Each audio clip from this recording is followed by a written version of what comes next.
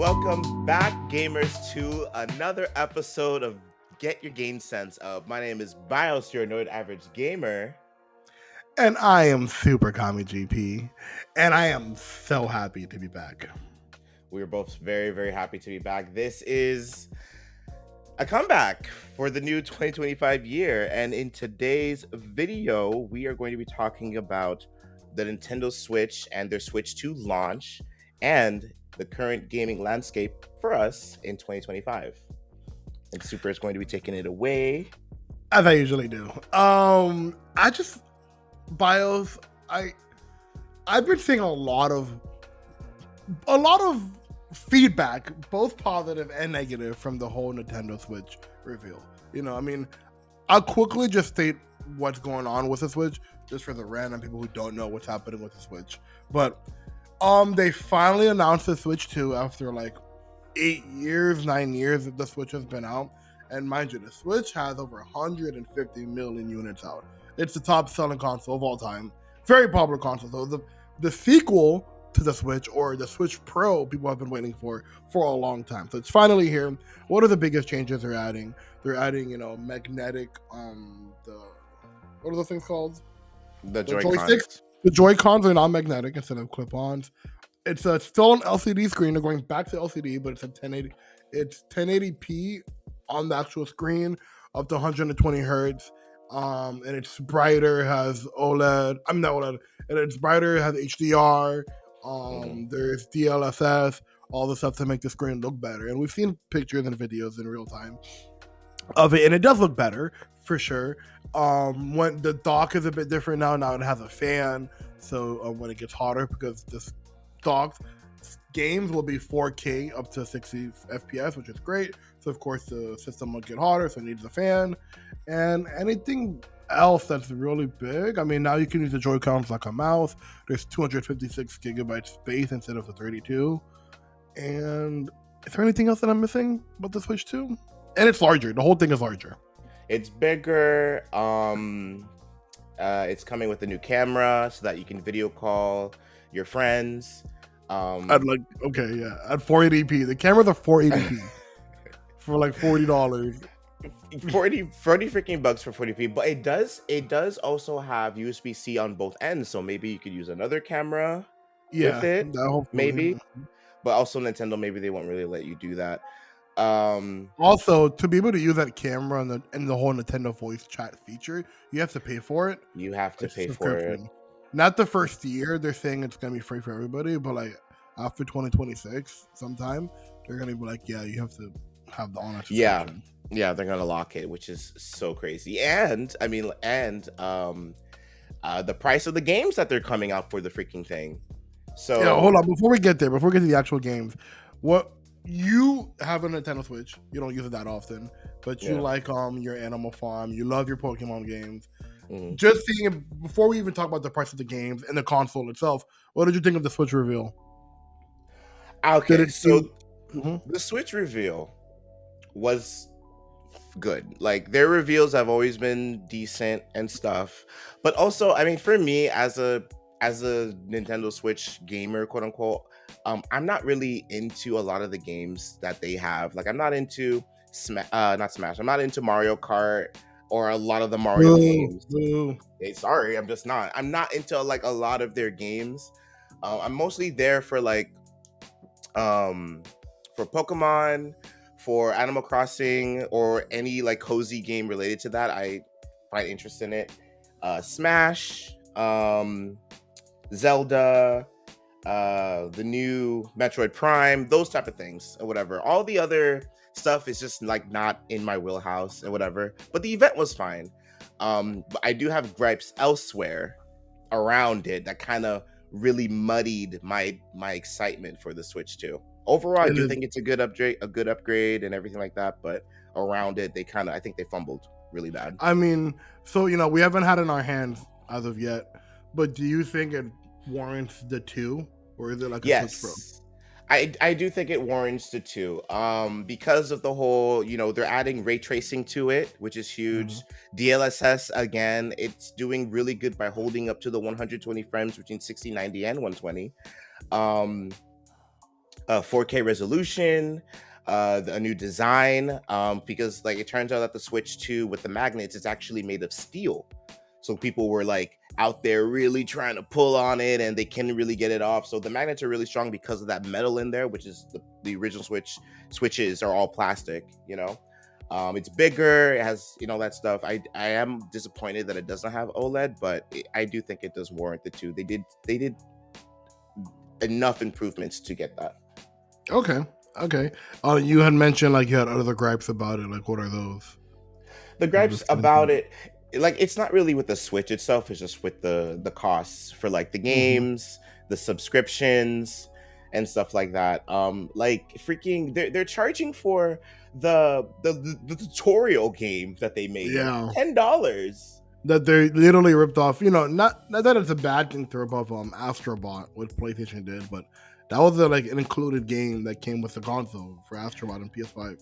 So Yeah, for them to just copy it, which is fine, like copy it, it was a good format. People learned a lot, had a little fun, but the charge $10 is crazy, for real. it's crazy. absolutely crazy. And Nintendo used to give out games for free with their things. Like they used to give out like, I don't know, like tennis, Wii tennis or something like that included. And then now they're charging for it. And then they're charging for you being able to upgrade games that you already have to the new whatever. And I know like with I don't think Xbox you really do that at all. PlayStation, some games you do have to pay for, but most of them are free upgrades. Like I don't understand why. I mean, I do understand it, and they're being bit really, really, really bad right now for that. But yeah, that's like why. But what about you? With Xbox, there were no games that you had to pay to upgrade. For all the first party Sony games, you did have to pay to upgrade, like Ghost of Tsushima, God of War, and Horizon. Like all of those games, you needed to upgrade. And of course, Last of Us One had a whole remake, remastered remake. A whole remaster, yeah, like it was a Um, whole other thing. and then Last of Us 2 never got a proper upgrade, but yeah. My general thoughts of the console, it was fine. Like, I never had a Switch. I was never super into the idea of getting one. The closest Switch I almost got was a Switch Lite because I liked the portability factor of it, because I know I would never dock my own Switch, because at the time I have an Xbox and I have a PlayStation, like, and I barely have time for those two things. I'm not gonna plug in a Switch. So I was never super interested. Even though I do like Nintendo, you know, I used to have a GameCube back in the day. RIP. But it was just fine. Like, I don't know, like there was a bunch of little improvements or big improvements as we discussed that they're adding. I'm like, it looks fine. Like, you know, another thing we didn't discuss is that the little stand, the kickstand can fly all the way flat. Oh yeah, that's true. It's cool in that sense. Like, it's fine, but I'm like, you know, in today's 2025 landscape where lots of other companies are getting into the handheld space, you know, is Nintendo really competing with something like the ROG Ally or even the Steam Deck? You know, that's what I'm like. Granted, I don't have either one of those, and I never got any of those because I don't have a PC library. And I never wanted to like rebuy my games for PC. So like, again, to me, you know, and people in our community who really follow games, watch game trailers, listen to gaming podcasts, I'm like, I still don't think a Switch is worth it unless you want it just for Nintendo games. You know, if you're only planning to play the first party games on there, okay. But then now we're talking, when we get to the price in just a moment, is it worth the price? But yeah, like, I don't know. I mean, again, it's like, oh, cool, you could play Cyberpunk and Hogwarts Legacy on the Switch and Mario Kart. Yeah, but I'm only buying it for Mario Kart because I can play Hogwarts Legacy and Cyberpunk in a much better format on my PlayStation or Xbox, or if I wanted a PC. You know, like, yeah, the Switch is on the go, but if I really wanted something on the go and even a better format, it'd still probably be the Steam Deck. You know, again, that's when we start talking about like the batteries, like how long the battery is overheating, the controls, like how beneficial it is on those consoles versus the Switch, to see how powerful the Switch really is. Because I watched a video today, they're saying the Cyberpunk can only go to 1080p whether it's docked or handheld.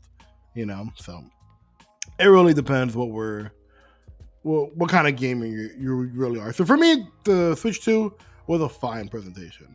I haven't bought a Nintendo product in forever, and the closest one, which I still might end up getting, now that I have Neobel here, my little sister, I would still probably get the Switch Lite. I think it's a good like birthday present. It's like $200, and she can get little games. It'd be very, very portable for her in that sense.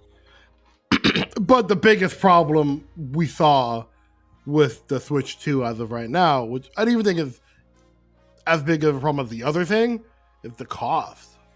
You know, it's $449.99, and if you get it bundled with Mario Kart, it's $499. Tell me your thoughts. Do you think that's a fair price or not? Is it too much? Is it just right for all the benefits you just talked about of what it can add? And again, it's the only place to play Nintendo games unless you like emulate them. I mean, honestly, because the original Switch was $350, so they're putting it about $100 up. Yeah, that was $300. Okay.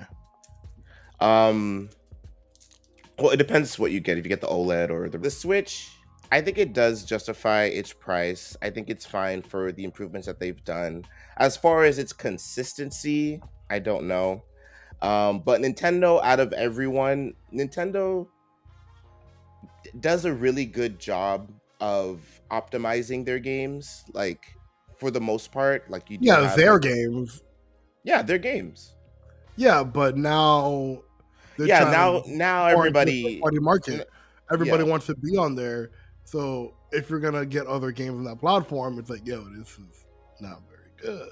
But those aren't like I feel like even though Nintendo does like allow a lot of those third-party games to come on their platform, that's not what people get the Switch for. They get the Switch for the Nintendo games, like you said. So for that value, and these improvements, and the fact that the developers will have more room to better optimize their games, I think for the price, it is fine.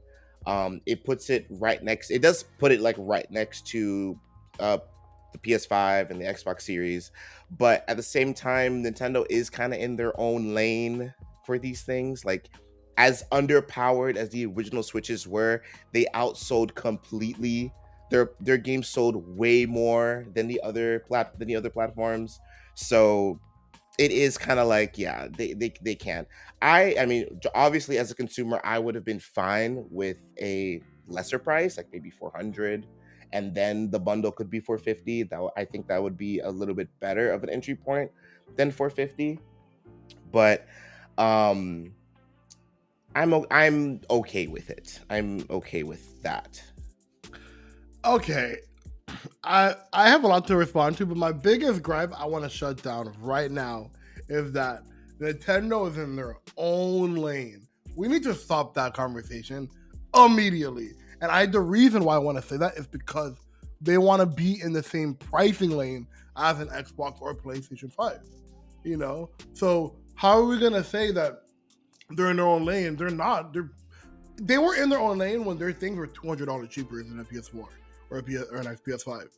Yeah, they were in their own lane, but now they're not. They're at the same pricing point as a PS5 and an Xbox Series X. So it's like you're actively trying to compete with other people. And I mentioned, and like you reiterated, that people get it for the Nintendo games. Sure, but I was talking about us and our community specifically. There are a lot of other casual people that'll just get to Switch and make it their one gaming system, because they'll get their Nintendo games and they'll be like, oh, I can get Hogwarts Legacy. And I have an example like that. My friend, who I had lunch with yesterday, she has a Switch. Right? She's not a gamer, but she's like, oh, she wanted to play that game Overcooked because she had a lot of fun. At a party one time, and she was seeing a bunch of stuff on TikTok, right, from that game. So she got a Switch, she got it Overcooked, and I think she got one other game, maybe like Mario Party, right? But when she found out that Hogwarts Legacy was on Switch, she was like, oh my god, I'm gonna get this game. So yes, she got it, and Overcooked is not a Switch exclusive, right? It's on all platforms. But she got it because it was the cheapest pricing point that she wanted, right? Including getting a Nintendo-based game. And now that she saw the extra value of it, that, there are other benefits, there are other games I can get that are not just Switch games, Like, let's say Assassin's Creed comes to the Switch. You're like, oh snap, okay, cool. I never played one of these games. I have a Switch. I'll just play it on here. I don't have to get a new console for it, right? So I think Nintendo is directly trying to compete with Xbox and PlayStation if they're in the same pricing range. If they're in a different pricing range, fine. Okay, they're in their own lane, but no, they're trying to do. And a lot of the conversation I see online, people are saying, we never expected Nintendo to do 4K 60. Right? People are saying that's true. We didn't. We didn't expect. They were like, oh, because the base Switch when docked, it went up to 1080p. So people thought, oh, maybe it'll go to 1440 for the Switch 2 or Switch Pro or whatever. So 4K 60 was a big deal. So I'm like, okay, but that's what these consoles do. So they are directly competing with the PS5 and the Series X. I don't think it's fair to say they're in their own lane. So with that said, we should not be judging them differently or giving them that pass anymore if they want to be charging the same premium prices as the other manufacturers. And if their devices still can't keep up with said consoles, yes, their own lane is PC. PC market is their own lane. And Switch was for a long time, but now I don't think so. I don't think Nintendo's in their own lane. I really do think they're on the same footing ground as the PS5. But everybody thought the Switch 2 would be at the PS4 level, or the Xbox One X level. But I don't know. This looks like PS5 to me because we're not getting 8K gaming on the PS5, even though the box said it had 8K gaming, Well, that's a whole different conversation. But yeah, I don't know. I just think, again, because it's Nintendo, because it's been so long since the last platform, and we just don't want to see the same mistake Sony's making, and they're making now with that Xbox made when the Xbox One first announced, right? Which I'll mention in just a moment. Like, we know they're the top dogs, right? They're the biggest one, and we all know that consoles are always sold out a loss for the manufacturer. I don't know if they should have gone to the 450. I think they should probably just hit at the 400, right? Because at the end of the day, it's not as powerful as a PS5 or an Xbox One X. I mean, Series X. It's not. And it's better than a low-end PC, but I don't think you can get a PC for 450 to run the same type of games. That's you can. You can. Oh, then even more so. Even more so. So my point is I think they should have come in at 400, right? If they hit that 400 number, I think that would have been a much better marketplace, a much better number for them. And then if they want to do that bundle with Mario Kart, then that's 450, right? Because $500 for a Nintendo product is crazy work. So that comment I was alluding to just a moment ago was the Xbox 360 was a very popular console. I don't remember the exact number, but it was a very popular console, right? Hundreds of millions of people, no, maybe let's say 50 million people had the 360, right? Then they announced the Xbox One, and they talked about the whole DRM that it's fully online. It has to be online all the time. And this was 2013. Internet was not as stable or consistent or as accessible as it is now in 2025 as it was in 2013, right? And people were like, I don't want to be connected to the internet all the time to play games. That sounds dumb. Granted, this was a time before every single game was live service, right? People were like, the head of Xbox at the time was interviewed by someone. They said, what do you say to those people who say they don't want to be connected all the time?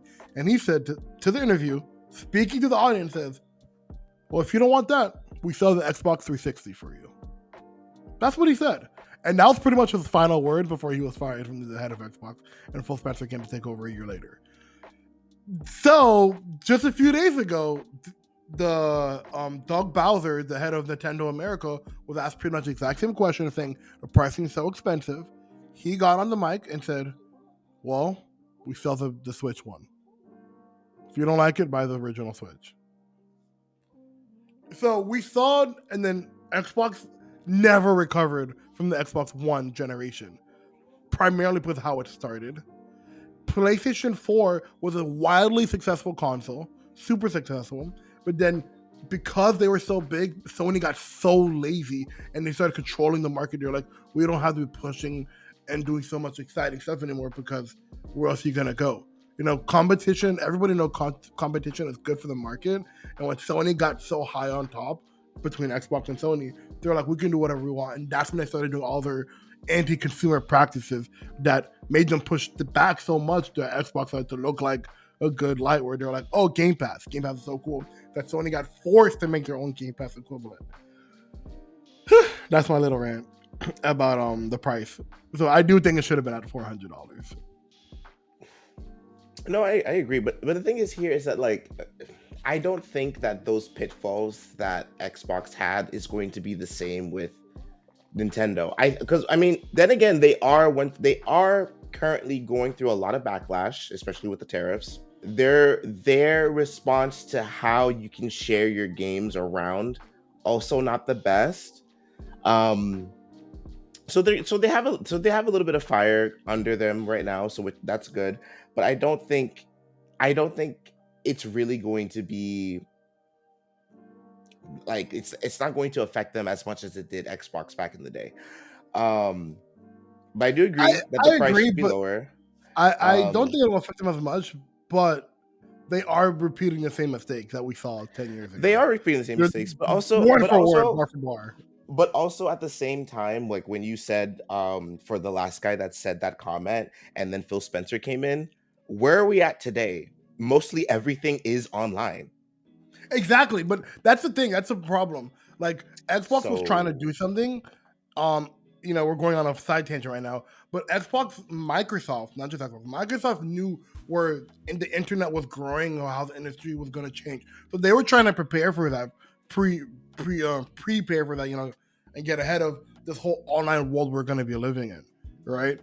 But everybody at the time was like, no, no, no. But now let's cut to 12 years later. That's exactly where we're at. Everything they're talking about. Granted, the Xbox also had a bunch of other problems with they're calling it the one, they're making it so TV focused. But again, look where we're at right now, where everybody has like a Roku or Amazon Fire Stick or a Google Play TV. Everybody has those little hubs where there's now the smart TVs are so big. Back in 2013, smart TVs were not the biggest thing. Things like the Fire Stick did not exist. So Xbox was trying to get a hold of the whole internet market industry, be like, hey, you buy this one console and you can do everything: gaming, internet, TVs. It was trying to be that's what their plan was, but it got so right. much pushback for it, and it changed. But that's exactly where we are. Exactly what they were trying to do is where we are right now. But that's a whole different conversation. So I guess we'll just have to see how Xbox and, well, maybe not Xbox, but Yeah. PlayStation will kind of respond to how Nintendo is right now. Because when I say that they are on in their own lane, it's only because of how people treat Nintendo and how and like what happens with them. Because like okay, so like let's say um Hogwarts Legacy, right? Hogwarts Legacy, it comes out $70, $60, whatever, on PlayStation, and it runs at like absolute garbage, right? It runs like absolute garbage.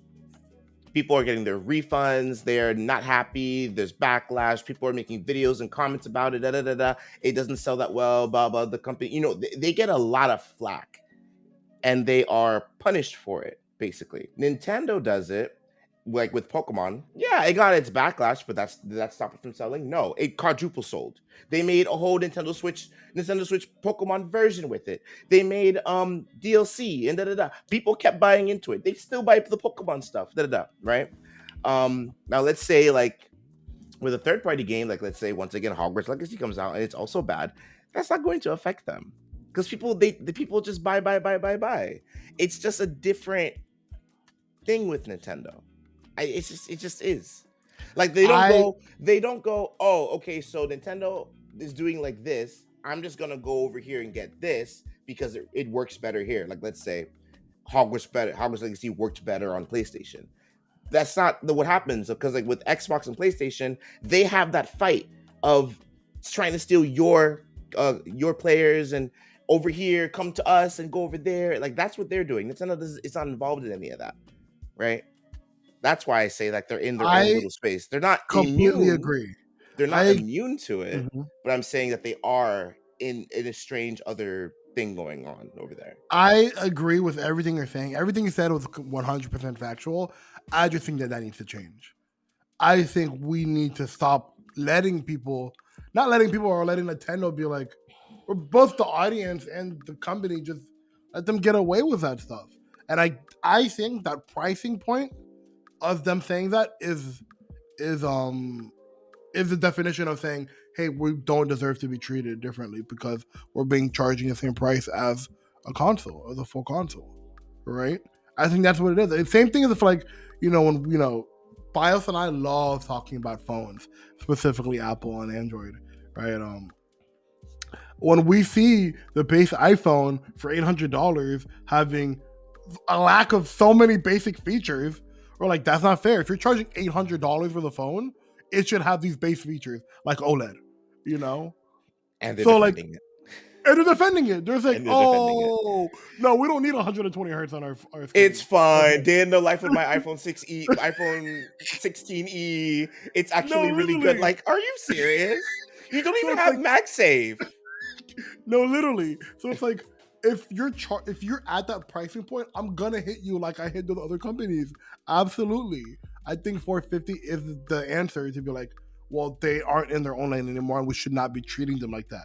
And they had that luxury for a long time because everybody knew when the Switch came out, it was already still a third-party generation. Like, it was still behind the Xbox, the Xbox One and the PS4 when the original Switch came out.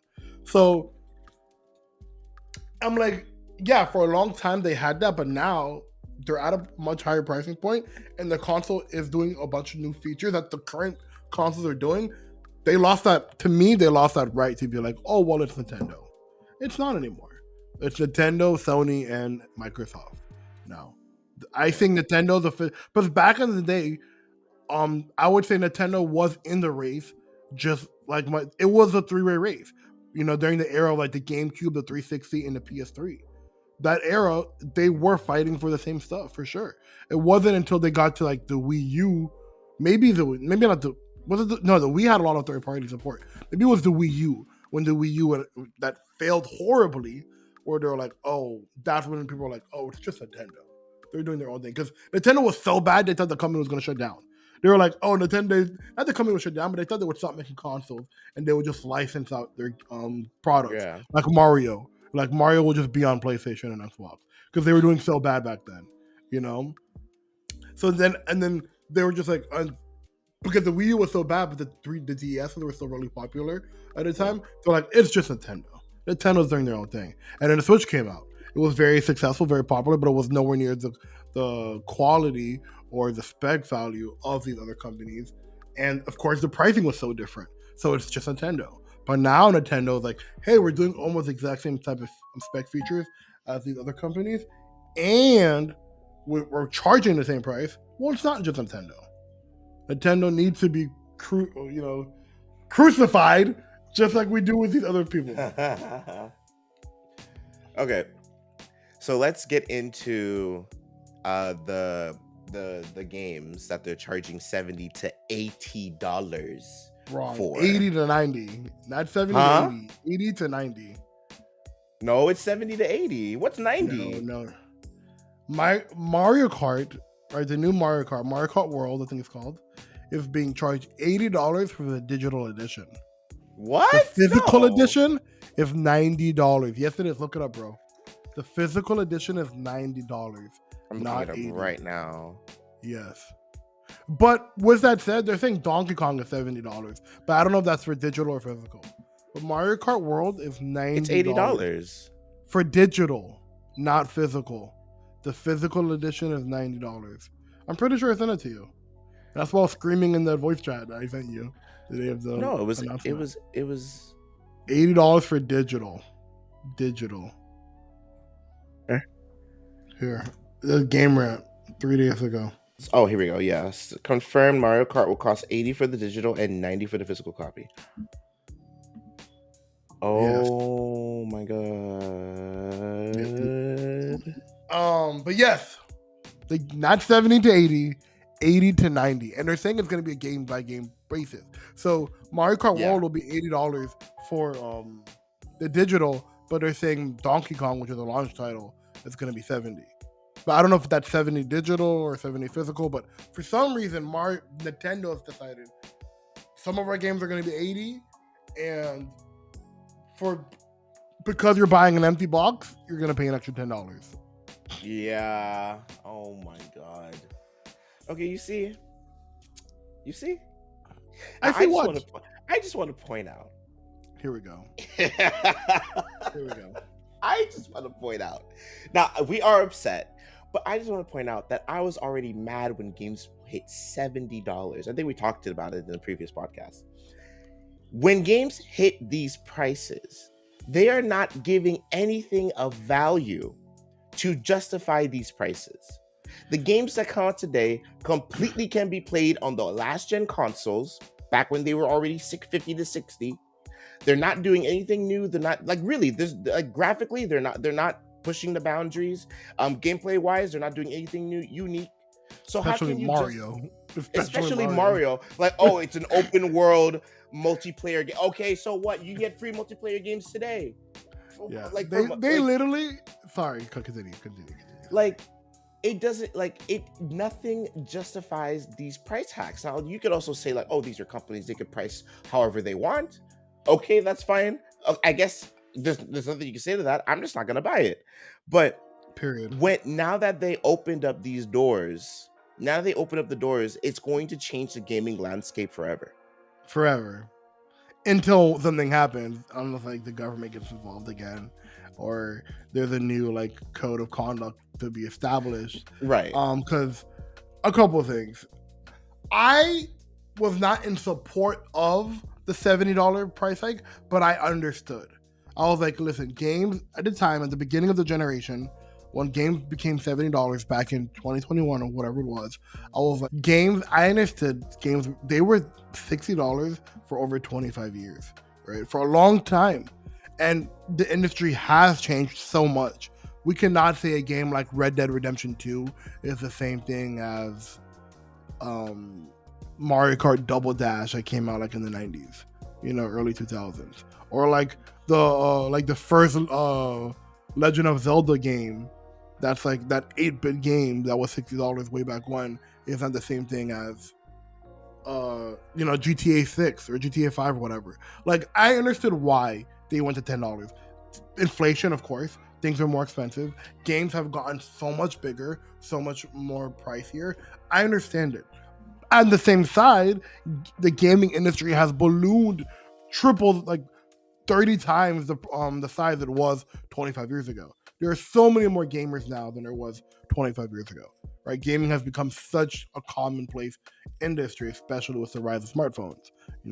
Like the mobile industry is still way bigger than what we talk about for Xbox, PlayStation, or PC, right? The mobile industry is huge. So I could get behind the $70 for these big AAA titles, right? I totally got it. I was like, I understand. It sucks. I did not want it, but I understood why. Even though that they were making more money now than they ever were before, but it was also way more expensive. And of course, the value of the dollar changes. And that's common sense. We all understand. But $80 is way too far, and $90 for a physical. And me, I've been very vocal against physical games for forever. I do not support $80 games, or do I support $90 games? I am on the record many times on this particular show and private conversations with you that I'm very anti-physical games for a long time, because I saw a report today that Ubisoft put out saying that we don't own the games, which I've been saying for forever. They said you don't own games when you buy them. You just have the access to license the game for the time being, right? We don't own anything in this new digital era. So the idea of a physical game was a waste of money. So the idea that they're charging people more for it is actually hilarious to me, because yeah, you're getting played. You're gonna buy a plastic box. That's nothing. It's literally nothing. It's what we already went through with the other platforms, Exactly. Like, again, Nintendo being their own lane is so behind. They're like, hey, look at this game, this voice chat we're adding. We're adding a whole button to it. You guys can't see me, but I'm rolling my eyes out of my head and it's falling out my mouth from how bad this stupid company is. But I will not get behind $80 games. That's way too much. It's almost like a fourth of the price of the console. 4 games, and I'm like, well, I'm cooked. Like, people, and the rise, and mind you, we didn't even talk about Concord on this platform, but one of the biggest things I talked about with BIOS about Concord was that they were charging $40, which is not that expensive comparatively, but they were charging $40 for a shooter, a straight shooter, where there are so many popular shooters that are 100% free. You just download and play, So that was a big problem. So people don't buy games like they used to, right? Yes, there are very popular games like Assassin's Creed sold pretty well. That Kingdom Hearts, Kingdom Come Deliverance, yeah. Kingdom Come Deliverance. Like games can sell, and like there will always be a market for it, but I don't know. And like Mario Kart's my favorite. One of my favorite action adventure games, and one of my favorite games ever is Mario Kart Double Dash. It's my top 5 games. But like they just made Forza. They just made Forza for Mario. That's all it is. Or like The Crew. It's literally The Crew, or it's Forza, but Mario version, which is fine. No hate, but like you guys aren't doing anything new. I mean, news to you. Yeah, you're not doing anything new. But the thing is like, it's once again like, it's just what the response is going to be. And even though it is negative right now, it's really just going to come down to it because, right now with the whole tariff situation, we're going to see how pricing is going to land. They claim that Nintendo is really freaking out right now. They really messed up, but they can't go back. They can go back. They absolutely can go back. Actually, guys, the console's $399. Easy. They absolutely can. I mean, for the games. I don't know if they can. They can go back. Actually, guys, the game is $69.99. It's $70. Okay, we'll see. They absolutely can. There's no reason why they cannot do that. There's literally no reason in Skillup's video, he was making it seem... Shout out Skillup. What? No. You mean no? You literally are talking... Yes, I am talking about him. Okay, you're literally talking about him. Okay, so it's whatever. Anyways, he should be... Anyways, so...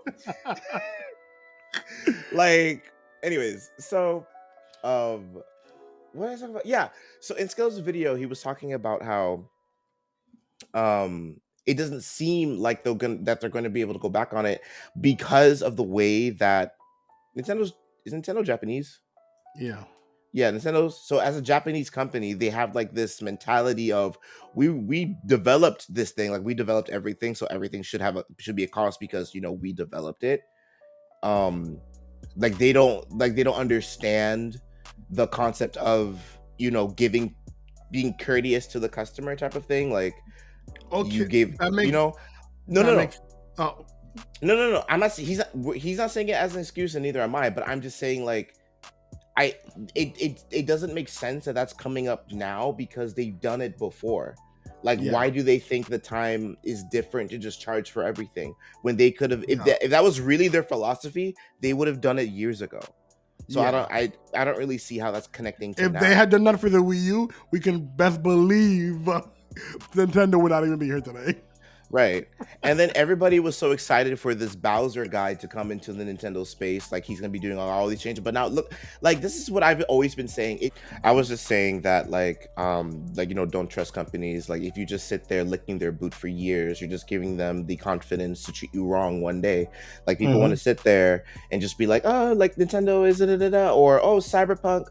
CD Projekt Red. Like you just sit there and you praise them so much. Like obviously give them credit when credit is due, but once again, the power is in your hands as a consumer, and you have to know that the companies do not give a single F about you. They don't. It doesn't matter what they say, it doesn't matter how they act. Your actions speak louder than what. It doesn't matter for these companies. It doesn't matter. One day, you just have to know that they will literally throw you under the bus for a quick buck. If they can get away with something, they do. This is why we've gotten so far. Like people want to get mad about $80 to $90 games today, but back in the day when all these like microtransactions and all these things that has been coming up in like the free gaming market and then also coming into the paid market, it all leads up to this. Like we are not doing what we need to. We're not doing our due diligence as consumers to say no, to keep things how we really want it. And I feel like it's too far. Like we're gonna go through this fire with Nintendo now, but then tomorrow people are gonna be okay with it, like they always do. They always become okay with it. You know what? I need to find these people. I want to take these people to the back and show them something about them. All right, I'm tired of letting these people go. That's what I gotta say to these people. That's the casual person. It's the casual. Let me find this casual person. Let me find this person who is saying it's okay. Let me find these people. All right? It's the Put it's the me casual in a room market. with all these people. I got them. I got something just for them. So it really feels like a losing battle. I think that's a great way to pivot in just a Mm-hmm. moment. A losing battle. That's a great way to describe 2025. With that said, we haven't done an episode in a long time. The gaming industry is different, very different from when we last graced the internet with our opinions of Get Your Game Sense Up special. How are you feeling about gaming right now? Like, do you feel like you're the same type of gamer as you were even 3 years ago, 4 years ago, last year? No. What's different about the gaming industry? Like, are you excited about anything in particular? Like whether it be the Switch 2 or a big game, like what's been fun for you for gaming? Aside from Overwatch, guys, he can't let it go. But please talk about Overwatch. Like, why do you still play Overwatch? Like, I Overwatch has just been there. I just been playing Overwatch for so long. I do take my breaks. But it's just an easy get on, get off type of game, whatever. I've been playing it forever. But as far as gaming as a whole, I'm not excited for anything. Like, I may be like, ooh, for a moment, but like after that, I don't really care because number one, the prices are too high. So I no longer have, I don't, back in our last podcast, I would like kind of rave a little bit. Like, I had all the consoles. I sold my Xbox Series X because I never used it. I barely use my PlayStation as well. I barely use it. I mostly game on PC nowadays and occasionally my Switch. Um, because, not only with the prices, games are constantly coming out where they're just not good. Like, they're not good or they're broken or something, and then you have to wait.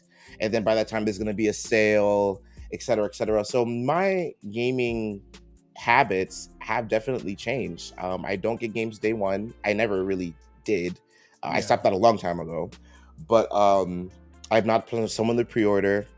And then now I'm just someone who doesn't really get games that often. I'm now a pick and chooser.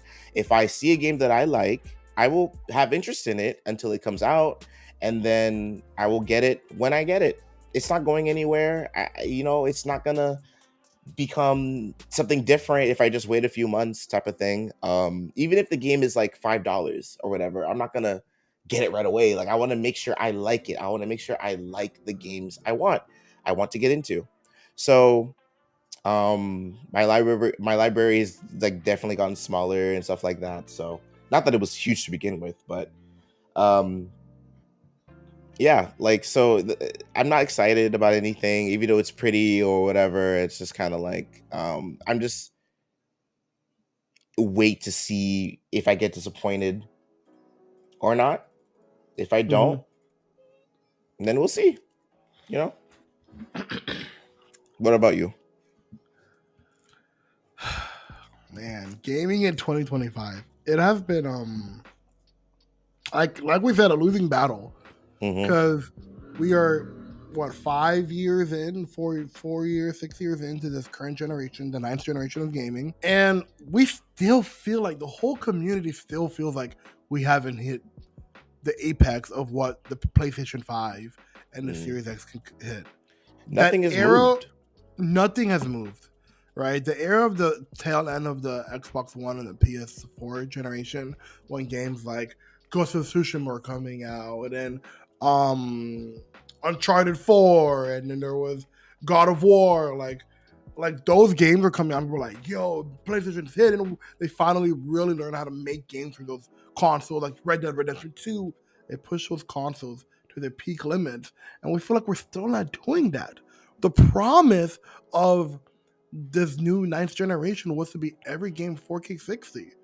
A lot of games are still 30 FPS. Yeah. A lot of games. Most games are And still you guys 30 defend FPS. it. There's people that defend it, and I don't understand. I'll never understand why.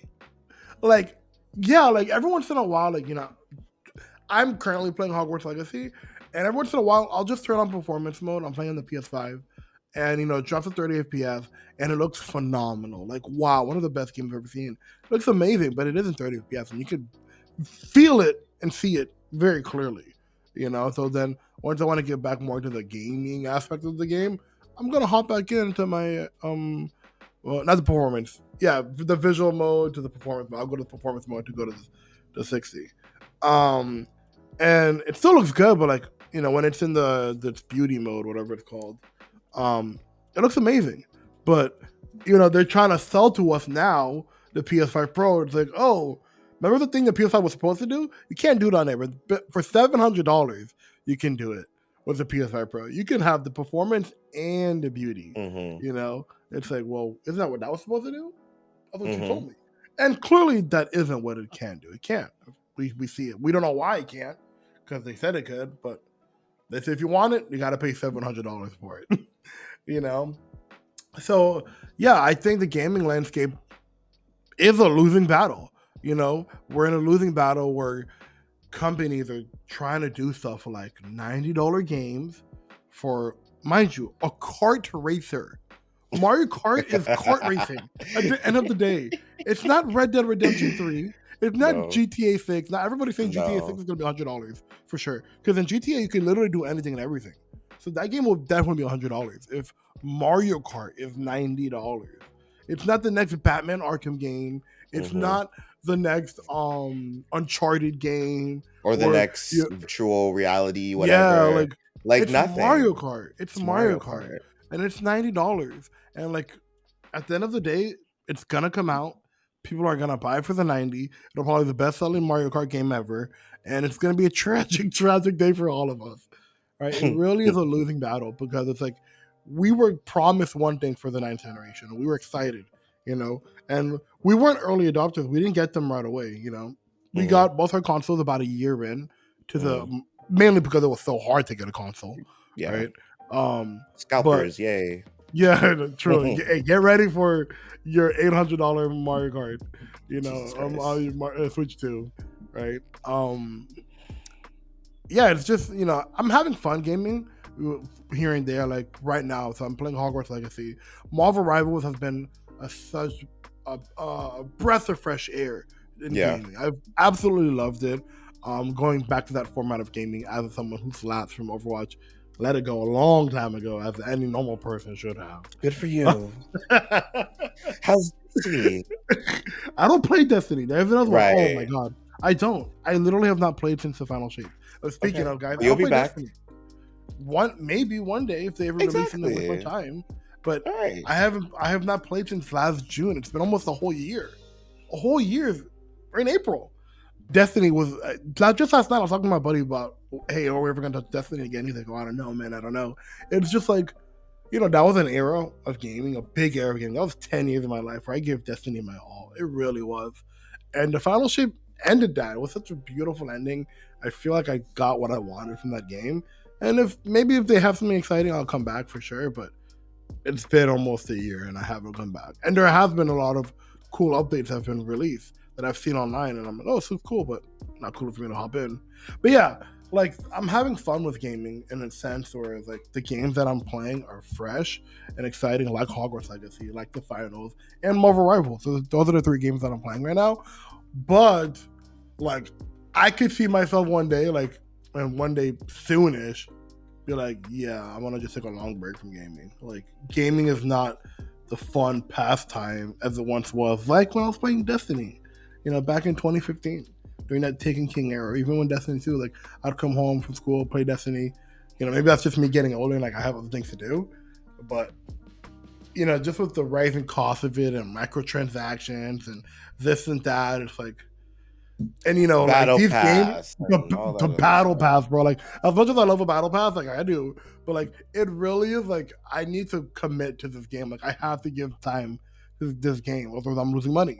If I don't beat the battle pass, Naraka, oh my god, I would be so mad that I wouldn't beat Naraka's battle pass because it was 8 dumb long and I just didn't have time to play all other stuff, and it's a job. It really is another job. Playing 2 live service games is honestly a chore. It really is, guys. So yeah, I mean, there's always a new game trying to take your attention. Marathon's coming out any day now. Not coming out, but they're gonna announce it. On the And 12th, yeah. there's always something trying to take our attention, which I understand, but yeah, I think that's a perfect word to describe 2025 gaming, a losing battle. So I think really just most of it's just like, I think